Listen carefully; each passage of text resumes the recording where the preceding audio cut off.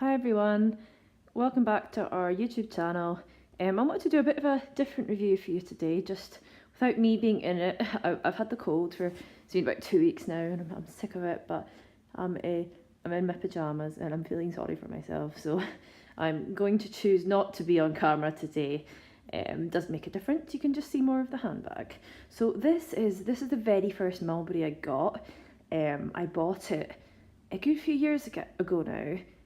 From the Mulberry store in Glasgow, and one day I just thought, oh, I want a Mulberry after Danica got me into designer handbags.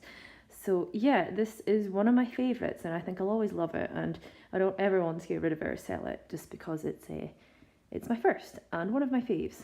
So what I decided to get done actually, when I think Mulberry just started offering the monogram service to do the hot stamping on the fobs. So I got my initials.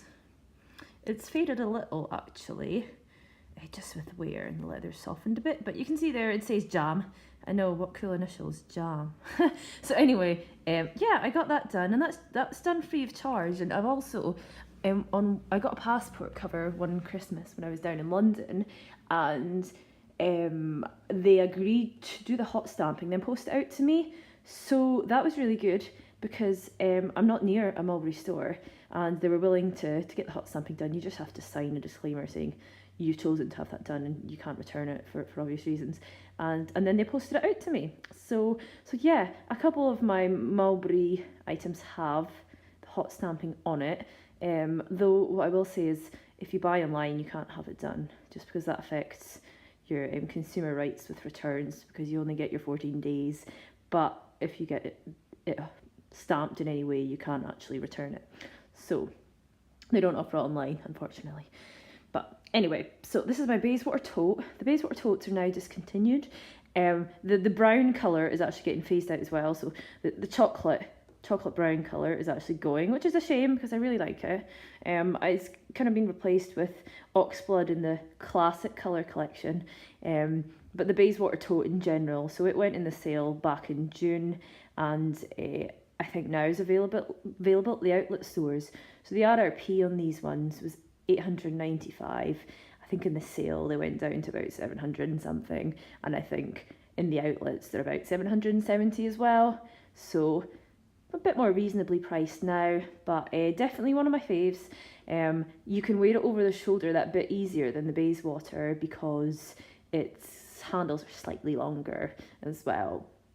If you're on my Instagram or my Facebook blog group, I've put up quite a few photos of me wearing this. So I wear it over the shoulder, carry it in the crook of my arm, etc. I've also got a liner in this one, which I'll show you shortly. So with the sides, you can tighten the sides and actually stick the sides in. Now I'm going to try and do this on video, but yeah, so what would happen is that kind of goes in if you choose to tighten it. It looks like that. Now I really prefer not to have it like that, so as you can see I just wear mine out to the side. It's a good bag, it's a good size bag, it's perfect for me because I have a lot in my handbags. This one in particular is good because you don't even have to close it at the top, you can just keep on stuffing things in, which you'll see in a minute when I show you what's inside. So this has a liner in it, so it's actually got a good bit of structure here, and yeah, it's natural leather. I have had it a few years, it's still in pretty good condition. The handles are starting to bend and lose their kind of upright stiffness, but I guess that's inevitable. The corners have a little bit of scuffing on them, but they're not too bad. I tend to like to try and keep it in good condition. So and this one's just got the brass hardware as well, which isn't too badly marked. I'll just show you kind of the back of it as well. Not really much exciting there, just the back of the bag.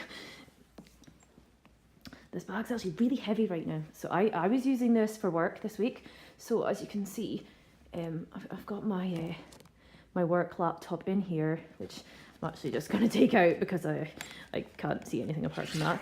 It's got my work laptop, and that's my work laptop and an A4 sized pad there. Don't actually, oh, that's just tissues, yes.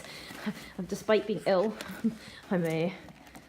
I'm back at work, unfortunately, and a calculator. Anyway, if you can see past all of this, yeah, so that's the liner.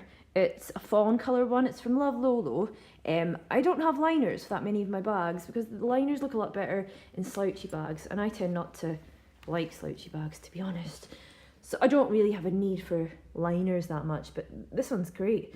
Had a lot of compliments on it, and people, I've put it on my blog, and people said, oh, where'd you get your liner? Or, oh, I didn't know they were made. And Love Lolo are very, very busy, but they're excellent quality.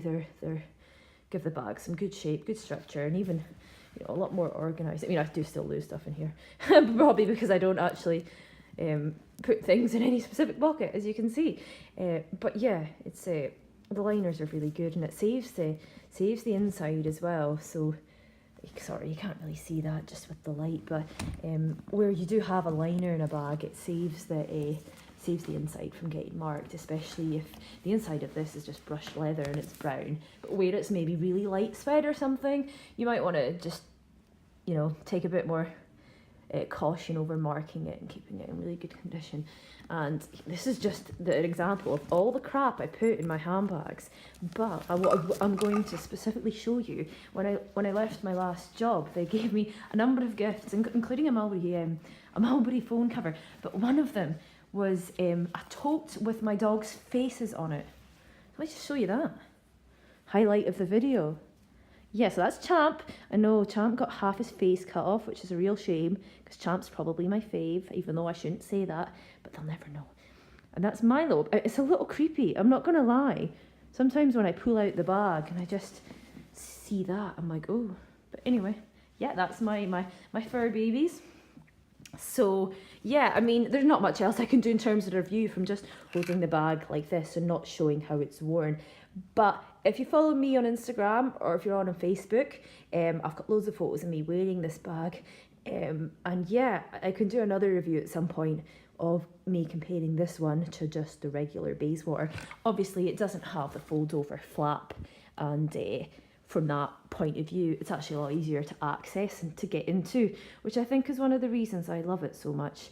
And it's just a little bit bigger and a little bit easier to fit over the shoulder. And the brown colour suits me perfect because I wear a lot of colours that go with brown. So yeah, that's it. That's the Bayswater Tote, which still available in outlets if you're interested in buying. But that's everything for now. I'm sorry that I meant to do a really short review on that, but it's actually dragged on. And but thanks for watching, and feel free to subscribe. I was planning doing some more reviews this weekend and some videos, but I've come down with my third cold in about 3 weeks, so I'm just feeling sorry for myself, really. So I'll maybe try and do a couple more tomorrow if I'm feeling up to it.